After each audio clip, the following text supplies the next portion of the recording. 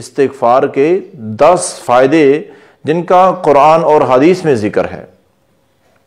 Number 1، اللہ تعالیٰ کا فرمان ہے کہ استغفروا ربکم انہ کان غفارا۔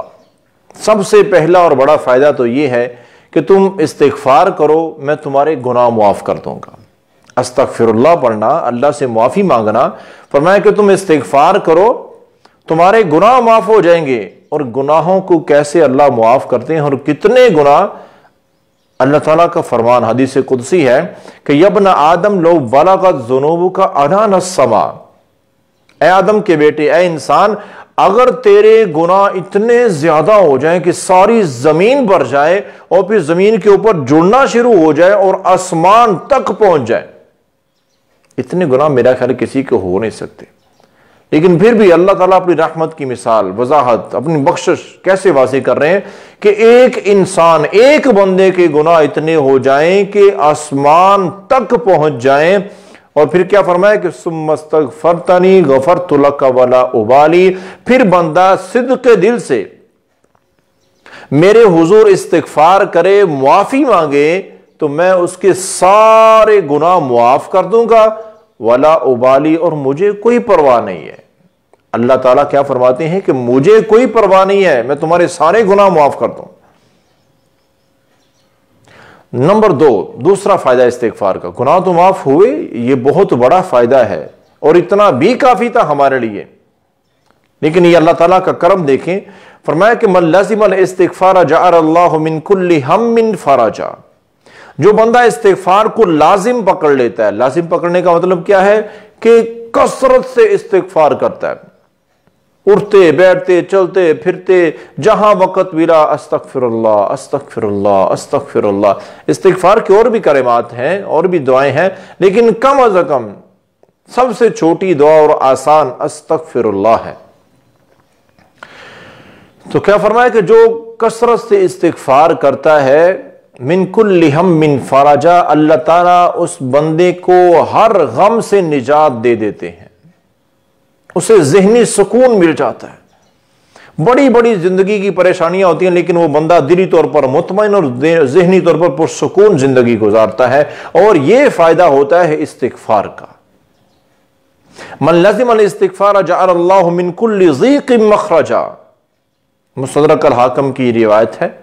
کیا فرمایا کہ جو بندہ کثرت سے استغفار کرتا ہے تو اللہ تعالیٰ کیا فرماتے ہیں کہ اللہ تعالیٰ کا اس پر ایسا کرم ہوتا ہے کہ اس کی ہر مشکل اللہ آسان کر دیتے۔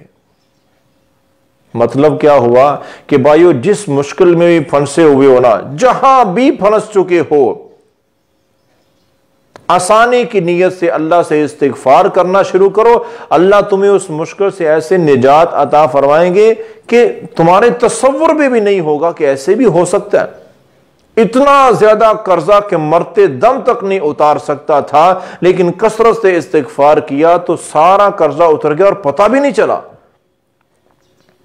اور ایسی بے شمار مثالیں، بے شمار، جس بھی مشکل میں ہو کثرت سے استغفار کریں تو اللہ تعالیٰ مشکلات کو آسانیوں میں تبدیل کر دیتے ہیں۔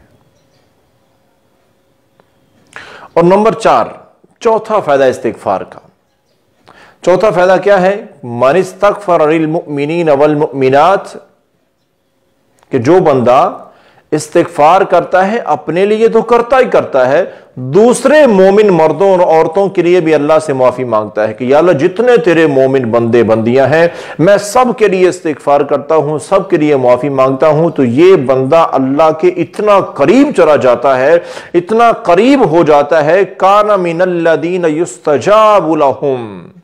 اللہ کے رسول صلی اللہ علیہ وسلم کیا فرماتے ہیں کہ یہ بندہ پھر اتنا اللہ کے قریب ہو جاتا ہے، جو بھی دعا مانگی اللہ اس کی ہر دعا قبول فرماتے ہیں۔ تو بھائیو، دعاؤں کو اگر قبول کروانا چاہتے ہیں تو استغفار کرو، اپنے لیے بھی اور دوسرے مومنوں مردوں اور عورتوں کے لیے بھی۔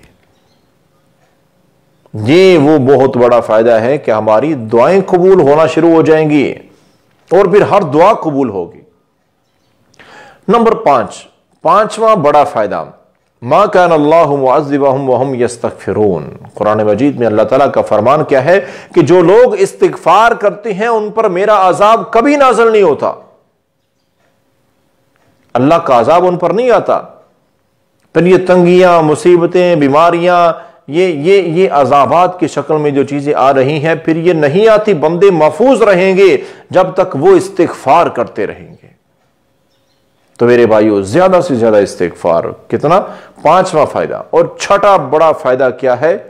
وَيَزِدْكُمْ قُوَّةً إِلَىٰ قُوَّتِكُمْ، قرآن مجید میں اللہ تعالیٰ کا فرمان ہے سورہ ہود میں کہ جو لوگ استغفار کرتے ہیں میں ان لوگوں کو جسمانی، روحانی، ہر لحاظ سے مضبوط تر بنا دیتا ہوں۔ جسم بھی مضبوط، روحانیت بھی مضبوط، ایمانی طور پر بھی مضبوط ہو جاتے ہیں۔ تو اس لیے اگر جسمانی قوت چاہتے ہیں، طاقت چاہتے ہیں، روحانی قوت چاہتے ہیں، تو کثرت سے استغفار کریں۔ یہی وہ عمل ہے جو خود اللہ تعالیٰ قرآن مجید میں بیان فرمانے کہ قوت استغفار سے ملے گی تمہیں۔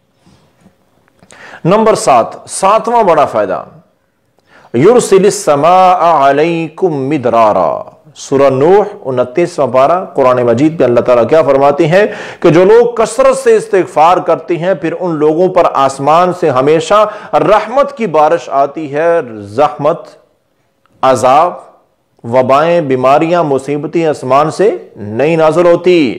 آسمان سے جب بھی برسے گی رحمت برسے گی، آسمان سے کبھی ان لوگوں پر عذاب نہیں آئے گا، کبھی بیماریاں، وبائیں نہیں آئیں گی، یہ آتی ہی ان لوگوں پر ہیں جو استغفار کرنا چھوڑ دیتے ہیں۔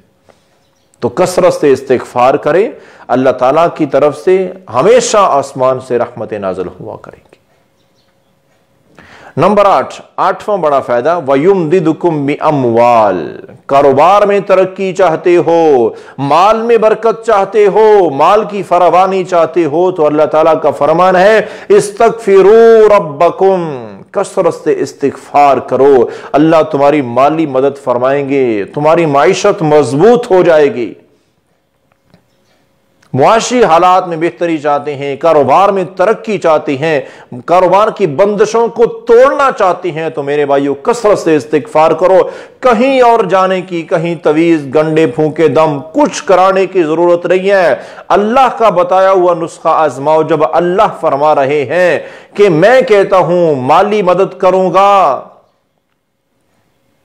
کاروبار میں میری مدد آئے گی، معیشت میں مضبوط کروں گا، تو اللہ سے بڑی سچی بات کس کی ہو سکتی ہے؟